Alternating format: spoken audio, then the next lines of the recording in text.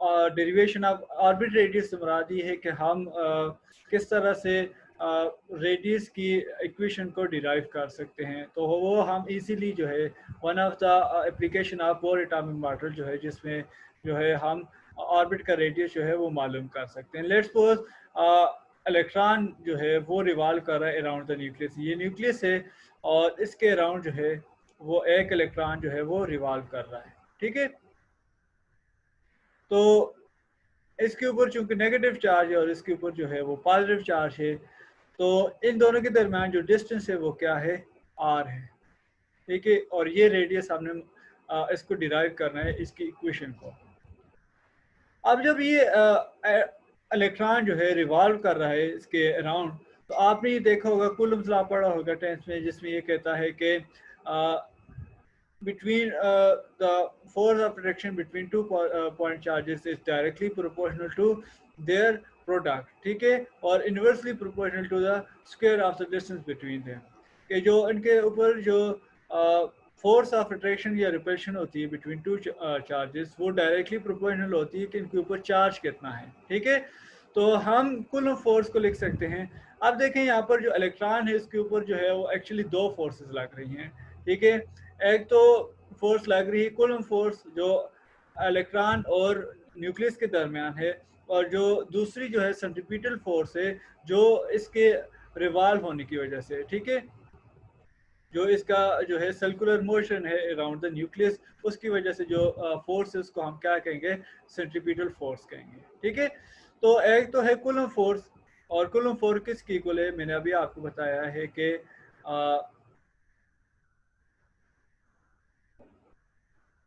ठीक है, coulomb force जो है वो इक्वल है, बल्कि डिपेंड करती, डायरेक्टली प्रोपोर्शनल है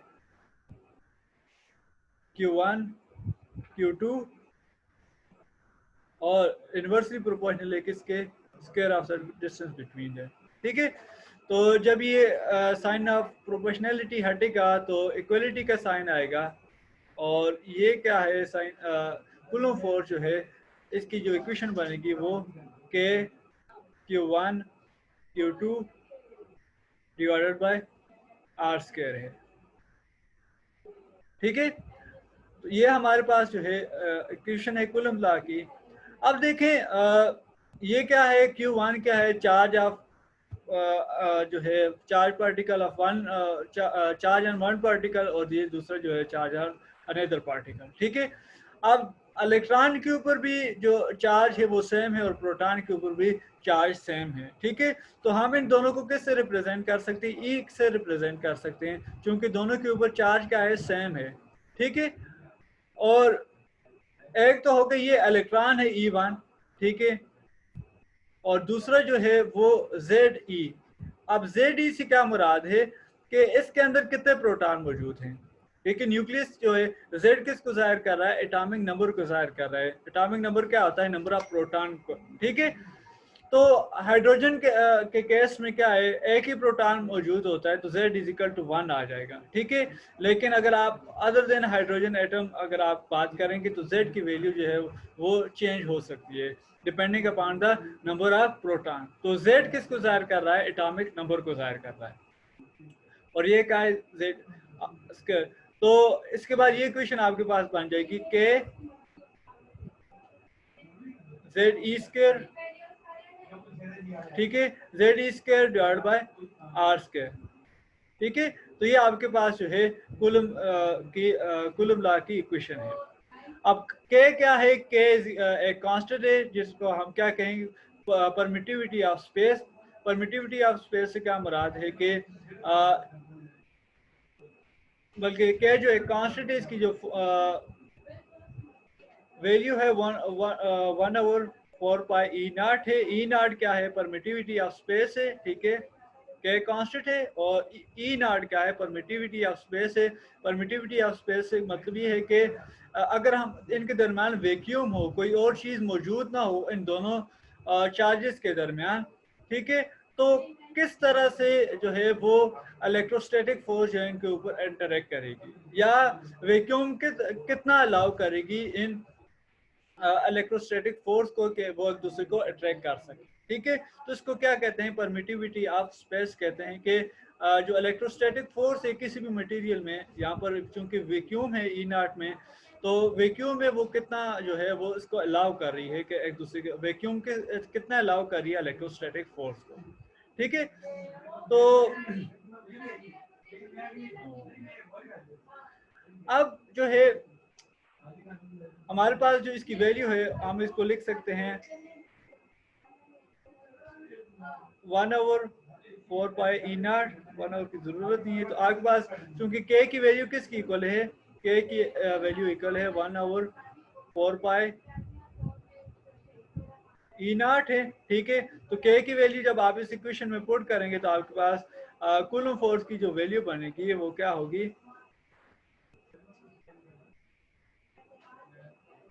तो Z E square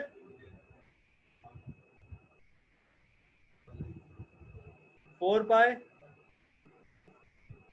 E naught R square. ठीक है। ये हमारे पास जो है कूलम फोर्स की इक्वेशन है।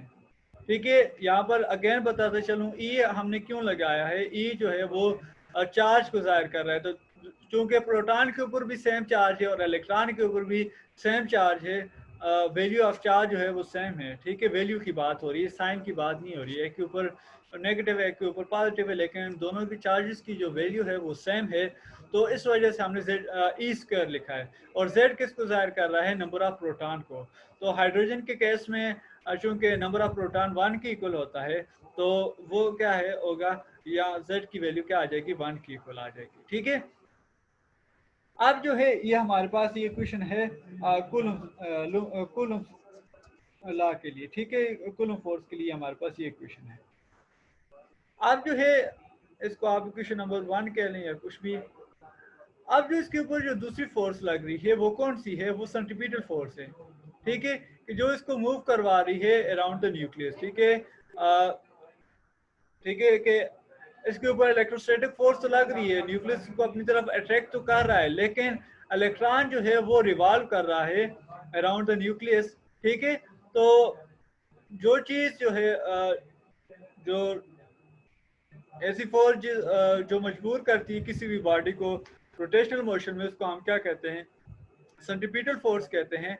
तो सेंट्रीपिटल फोर्स जो होगी वो हमारे पास इक्वल आएगी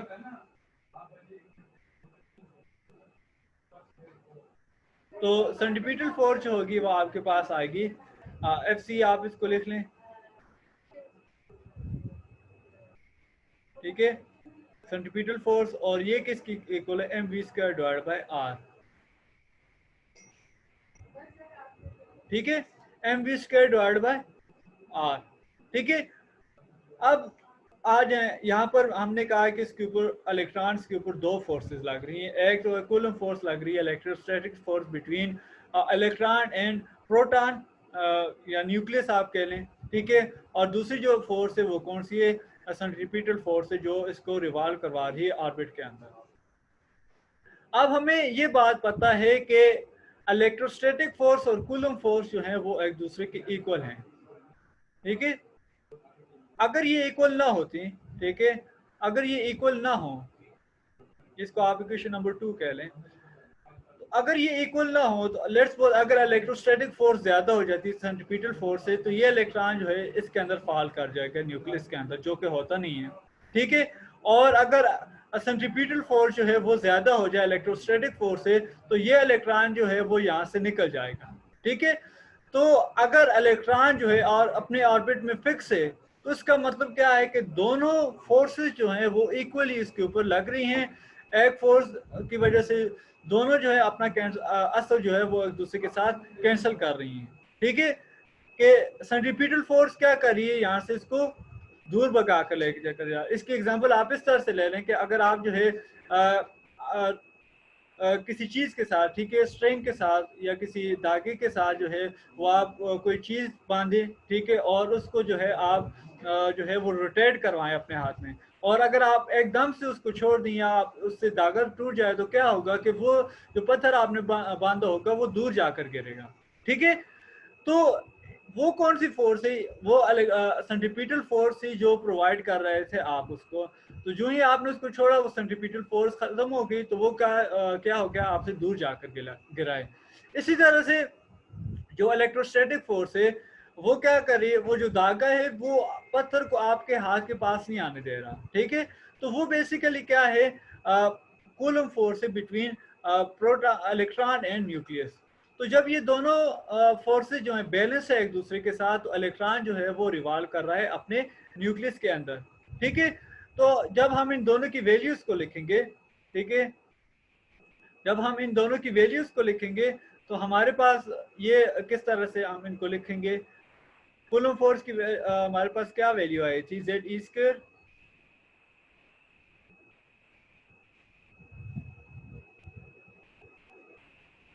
Z E square 4 pi E naught R square,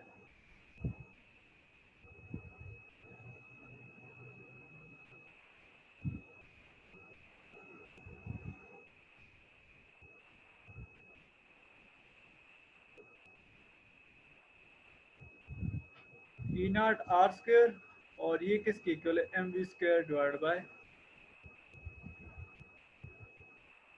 are, ठीक है।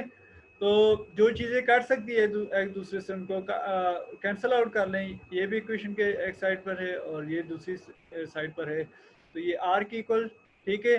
तो आर की वैल्यू आपने यहाँ पर जो है, ये आपके पास जो है जेड ई स्क्वायर, ठीक है, 4 पाई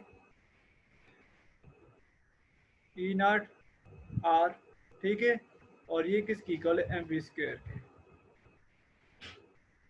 ठीक है। तो आप इसको क्या नाम दे दें, इक्वेशन नंबर 3 का नाम दे दें, ठीक है। आप इसको क्या नाम दे दें, आप इसको इक्वेशन नंबर 3 का नाम दे दें, बल्कि आप इसको एक स्टेप और लेकर चले जाएं, ठीक है, इधर तक भी ठीक है, लेकिन आप जो है आर को दूसरी साइड पर ले जाएं, और क्योंकि आप आर की वैल्यू को मालूम करना चाह रहे हैं, तो आर जो है वो दूसरी साइड पर चला जाएगा, तो आपके पास जो है वो जेड ई स्क्वायर, तो ये यहाँ पर जो है वो मल्टीप्लाई हो रहे थे, दूसरी तरफ आएंगे तो क्या हो जाएंगे, डिवाइड हो जाएंगे, तो Z E square 4 pi E naught M V square, ठीक है। तो ये आपके पास जो है इक्वेशन नंबर 3 आ गई है, ठीक है। अगर इधर तक चीजें क्लियर हैं तो फिर हम आगे बढ़ते हैं। तो आगे जो है हमारे पास हमने देखा है कि एंगुलर मोमेंटम ऑफ इलेक्ट्रॉन जो है वो किसके इक्वल है, M V R is equal to N H divide by 2 pi, ठीक है। तो हमारे पास जो नेक्स्ट चीज है वो क्या है, इसका मोमेंटम भी है, ठीक है। इलेक्ट्रॉन यहाँ पर रिवॉल्व कर रहा है, तो ऑब्वियसली यहाँ पर इसका मोमेंटम भी है। तो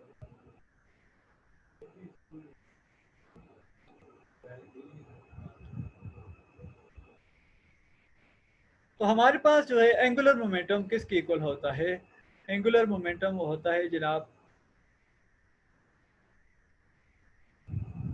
एम वी आर,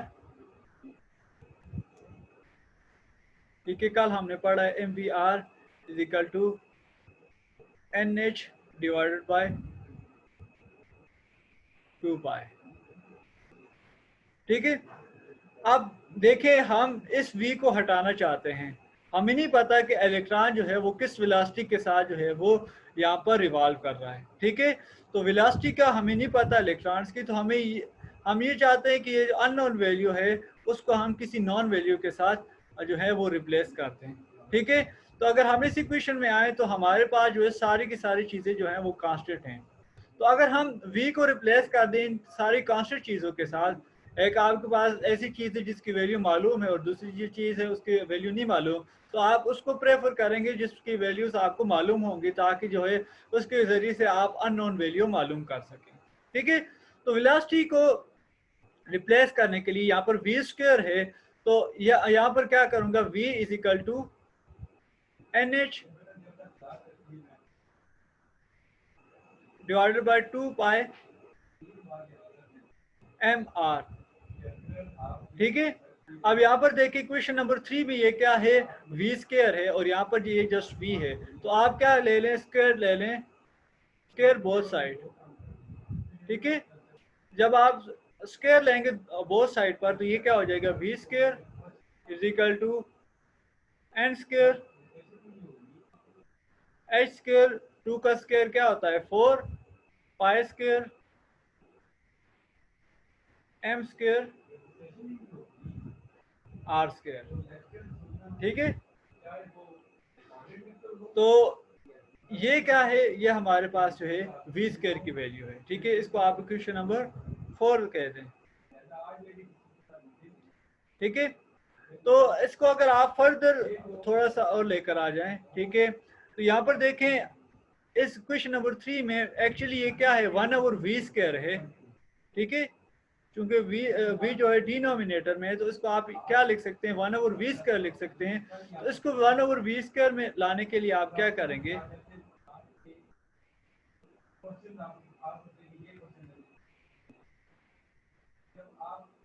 ये 1/v² आपके पास किसकी इक्वल आ जाएगा, इस इक्वेशन को उलट कर देंगे तो 4 पाई स्क्वायर ऊपर चला जाएगा M square R square divided by N square and H square, ठीक है। तो ये जो आपके पास इक्वेशन है ये इक्वेशन नंबर 4 है। अब आप क्या करेंगे, अब आपने ये करना है जस्ट इस इक्वेशन नंबर 4 को इक्वेशन नंबर 3 में पुट कर देना है, ठीक है। इक्वेशन नंबर 4 को इक्वेशन नंबर 3 में पुट कर देना है। इक्वेशन नंबर 4 क्या है 1/v² की वैल्यू को आपने जस्ट v² की जगह जो है इसकी वैल्यू को पुट कर देना है, तो आपके पास जो है वो r की वैल्यू निकल आएगी। तो इक्वेशन नंबर 3 में पुट करते हैं इसे, ठीक है। तो यहाँ पर इसको खत्म कर देते हैं,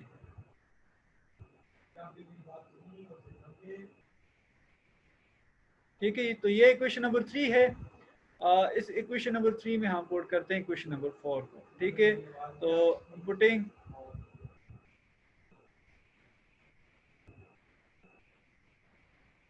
इक्वेशन 4 इन इक्वेशन 3, ठीक है। जब आप इक्वेशन 4 को इक्वेशन नंबर 3 में डालेंगे तो आपके पास क्या वैल्यू आएगी, r is equal to z² 4 pi E0 m, ठीक है। E0 m और 1/v की क्या वैल्यू थी, 1/v की जो वैल्यू आई है उसको आप लिख लें 4 pi square m square r square और n स्क्वायर h स्क्वायर, ठीक है। तो यहाँ पर जो चीज़ें कट सकती हैं उनको एक दूसरे से काट लें, ठीक है। तो 4 से कट जाएगा, ठीक है। 4 से काट जाएगा, पाई जो है वो पाई स्क्वायर से जब काटेगा तो ऊपर जो है वो क्या रह जाएगा, सिर्फ पाई रह जाएगा, ठीक है। एक पाई कट गया तो पाई स्क्वायर से ये पाई आ गया और एम जो है वो एम स्क्वायर से काट कर यहाँ पर दूसरी साइड पर जो है वो एम रह जाएगा और बाकी जो है यहाँ पर ये आर है, यहाँ पर 1 आ गया और यहाँ पर जो है वो आर स्क्वायर से आर हो गया, ठीक है। तो आपके पास यहाँ पर जो इक्वेशन बनी है वो यहाँ पर इस तरह से बनी है, यहाँ पर 1, ठीक है, इस तरफ 1 रह गया है और z² ठीक है, और z² यहाँ पर पाई m r, ठीक है, जो चीज़ें बाकी बच गई थी, और यहाँ पर जो है वो E0 और n² h², ठीक है। तो ये आपके पास ये वैल्यू बन गई है। अब जो है आपने किसकी वैल्यू मालूम करनी है, जस्ट r की वैल्यू आपको चाहिए, ठीक है। तो आप क्या करें, जस्ट r को इस साइड पर रहने दें, ठीक है। इस साइड का मतलब ये कि अगर आप r को इस साइड पर लिखें ठीक है। अब आपको आर की वैल्यू चाहिए तो जस्ट आपको आर को एक साइड पर रहने दें, बाकी जो जितनी भी वैल्यूज हैं उनको शिफ्ट कर दें। तो आपके पास क्या बनेगा, आपके पास जो फाइनल वैल्यू आएगी आर की वो इस तरह से होगी, आर इज इक्वल टू, ठीक है। आप इस इक्वेशन के इस तरफ देखें तो ये आर से क्या हो रहा था, डिवाइड हो रहा था। ये वैल्यू आर से क्या हो रही है, डिवाइड हो रही है। तो जब ये दूसरी तरफ गई है, ठीक है, जब ये दूसरी तरफ गई है तो ए के साथ क्या हो जाएगी, मल्टीप्लाई हो जाएगी, तो ये ऊपर आ जाएगी, and E not an square H square, ठीक है। और ये वैल्यू जो थी वो, ठीक है, ये जो ऊपर वाली वैल्यू है ये आर के साथ क्या हो रही थी, मल्टीप्लाई हो रही थी। तो जब दूसरी तरफ जाएगी, इस तरफ आएगी, तो ये क्या हो जाएगी, डिवाइड हो जाएगी। तो ये आपके पास आ जाएगा जेड ई स्क्वायर पाई,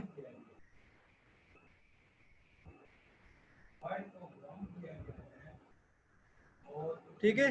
तो ये आपके पास जो है वो फाइनल वैल्यू है। चूंकि z जो है वो 1 के इक्वल है तो z को लिखने की ज़रूरत नहीं है।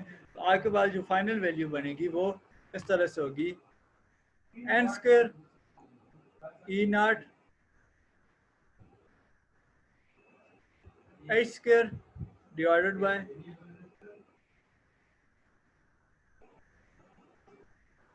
ई स्क्वायर पाई एम, ठीक है। तो ये किसकी वैल्यू है, आर की वैल्यू है।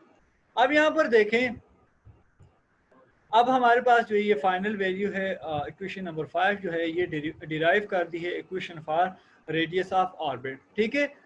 अब यहाँ पर देखें कुछ चीजें जो है यहाँ पर आप समझ लें, एन के अलावा जो है वो सारी की सारी चीजें जो है वो कांस्टेंट हैं, ठीक है।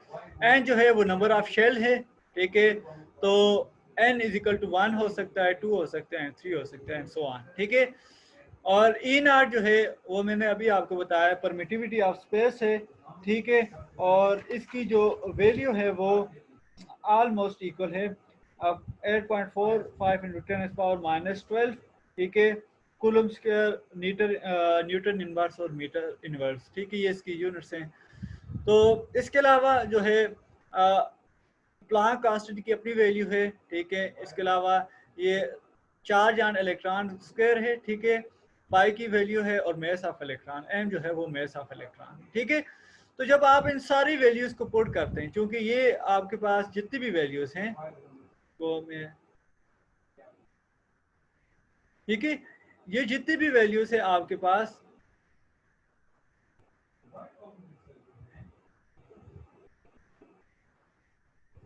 ये जितनी भी वैल्यू है आपके पास, ये सारी की सारी क्या है, कांस्टेंट हैं,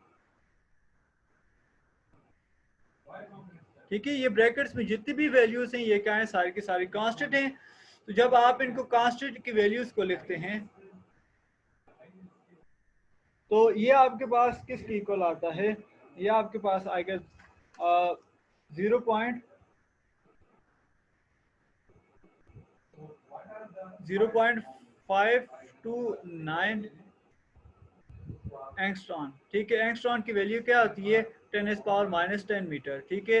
यूनिट ऑफ लेंथ है तो इसको आप क्या कहेंगे, 10⁻⁻10 मीटर जो है वो एंगस्ट्रॉन की यूनिट है, ठीक है। ये 10⁻⁻10 की इक्वल होते हैं एंगस्ट्रॉन,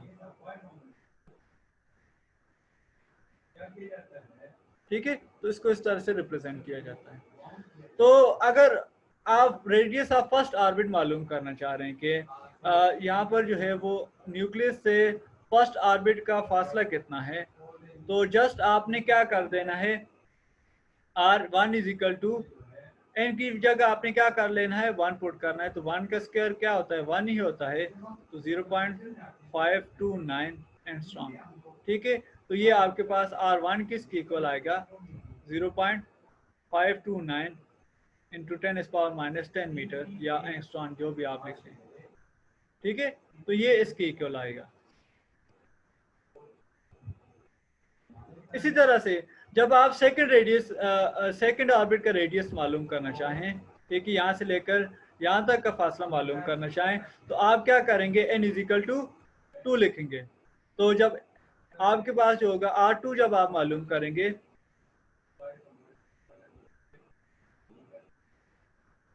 तो जब आप R2 मालूम करेंगे तो आपके पास क्या होगा, R2 इज इक्वल टू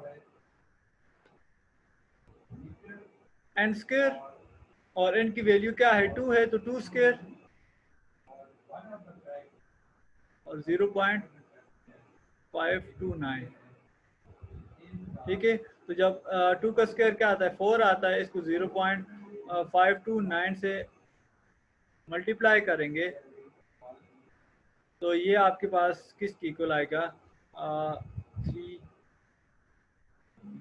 1 1। ठीक है, तो 2.1 इंटू 10⁻⁻10 मीटर या 2.166 एंगस्ट्रॉम के इक्वल जो है आपके पास ये वैल्यू आएगी। ठीक है, तो इस तरह से आप जो है वो रेडियस मालूम कर सकते हैं। रेडियस ऑफ ऑर्बिट जो है उसकी डेरिवेशन हमने देखी है और उसको आप किस तरह से मालूम कर सकते हैं।